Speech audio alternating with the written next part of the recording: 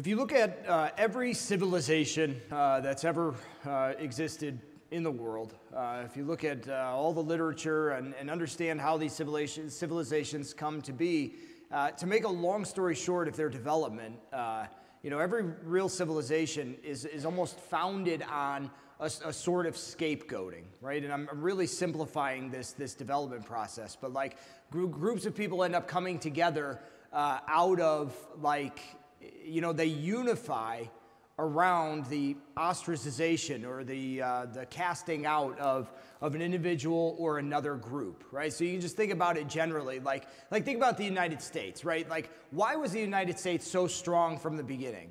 Because everybody hated Britain, right? Everybody hated the king, right? So just think about that. Like, the United States united so strongly and became so strong, even from the beginning, because they were constantly fighting, an outside enemy, right? And as they develop, right, again, long story short, as they develop, there's myths that develop around particular civilizations in which, again, long story short, right, there's this sense of like we have to do something to appease the gods, right?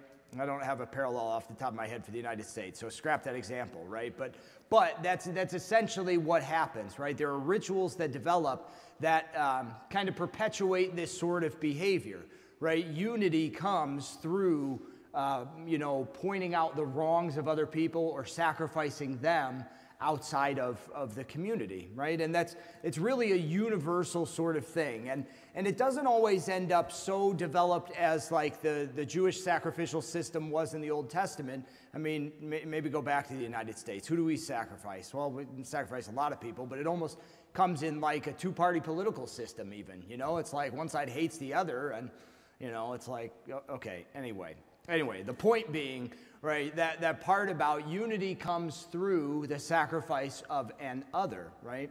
Now let's go deeper into the Jewish sacrificial system, right? The whole thing is this constant, let me sacrifice something else to save me, right? And God laid this plan out for them, right? I mean, they would offer sacrifices to, in a sense, reconcile with God, right? Whatever it was, the lamb, the goat, the bull, the turtle doves. To be made clean, I sacrificed something other, right? Thank God it wasn't people in the Jewish sacrificial system, right? God set this up. I'll sacrifice this animal to bring myself back in relationship with God. But the thing was, all of those sacrifices were only for a limited amount of time, right? They were only until somebody sinned again, right? They were only until, whatever, right? So through the entire system, you have to keep coming back again and again and again. Come to the priest, here's my lamb, will you sacrifice this for me to God, to bring me back into relationship or to make me clean again, right? Sacrifice after sacrifice after sacrifice after sacrifice.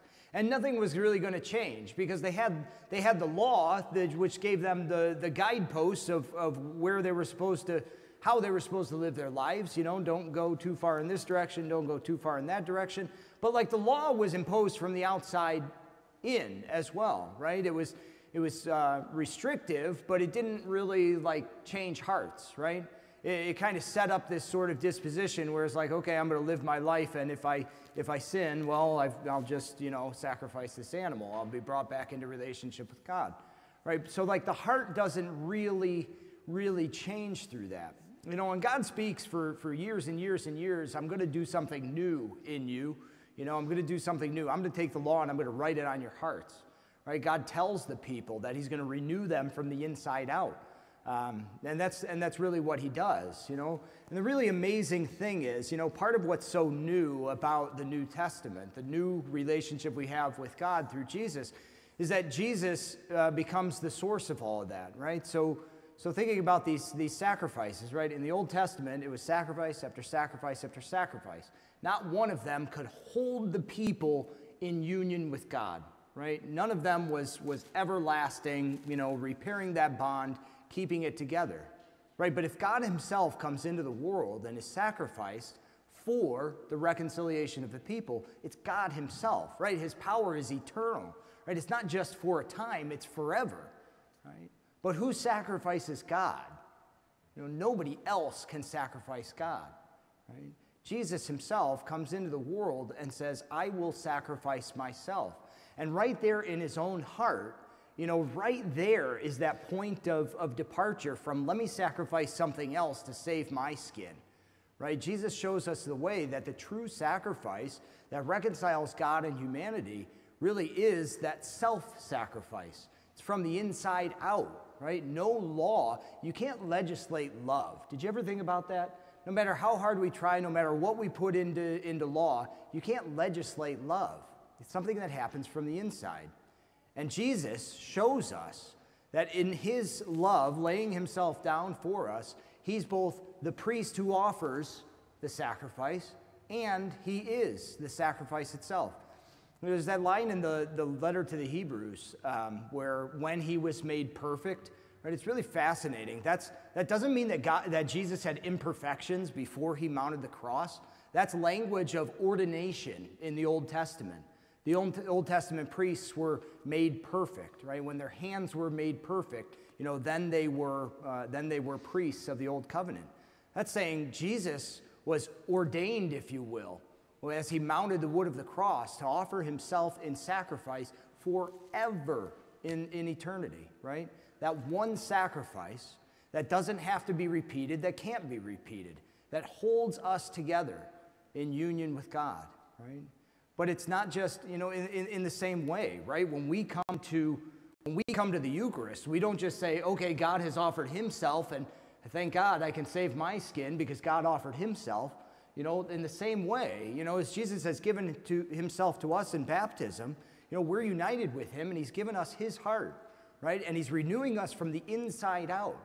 And as we are drawn here, right, we're drawn deeper into the mystery that we too offer ourselves, right, in sacrifice to God, right? I don't scapegoat everybody else to save my skin. I know that, after the pattern of God's love for me, that's what my life is called to be about, to lay it down for others, right? Being renewed from the inside with the Holy Spirit of God, we give ourselves in union with him, right? Again and again, right? This is the place where we learn that pattern, right? Where we come again to renew his Spirit within us and gain the strength to recognize that, true union, right? True union, what God has brought about amongst his people, right, is only brought about not through the sacrifice of another, but when we all lay down our lives for one another. Right? So maybe that's a pattern you know everything about, and you didn't need to hear that yet again, but that's what we do, right? That's what we are about. And as we approach this celebration of the great mystery of Jesus laying his life down for us, right? We just have more of an opportunity in these last couple of weeks of Lent to do that, right? To be trained more deeply in laying our lives down for others. I think about, wherever you are in your journey of Lent, I hope it's been a fruitful Lent for you, right? I really do.